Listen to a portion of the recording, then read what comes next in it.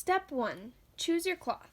You can choose something with a pattern or something plain. For this project, I chose a thick cotton that's actually intended for cross-stitching. You can also choose other quilting cottons. You can use polyester. You can honestly use any type of fabric, as long as it goes with the theme of what you are wanting to embroider. Next, you are going to want to find some embroidery thread. Now this is embroidery floss, same as thread. This is 6-string thread. You can get these at craft stores, you can get them at Walmart. I, however, look for them at garage sales and thrift stores, as you can get them for quite cheap at these places.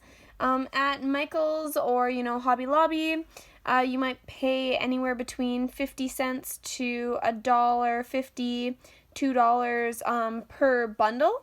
However, at garage sales, I've actually picked them up for as cheap as 10 cents a bundle. So you do pay quite a bit less at garage sales and thrift stores. Next, you're going to want to find a hoop. Now, I prefer plastic hoops. This is a wooden hoop over wooden hoops or metal hoops, but wooden hoops do have their upsides. The upside of a wooden hoop is that it grips your fabric better, so you get less slippage. The reason I like or prefer plastic hoops is because they stay tight for longer periods of time, I find, and they're also easier to pull your fabric tight. The reason I don't usually choose metal hoops is because metal hoops often slip. The fabric slips very fast. The reason people like wooden hoops is the fabric is very difficult to slip. If you can see, I'm pushing on this fabric and it's still not slipping. So 3 types of hoops. You are more than welcome to choose any of them. I would say go by trial and error.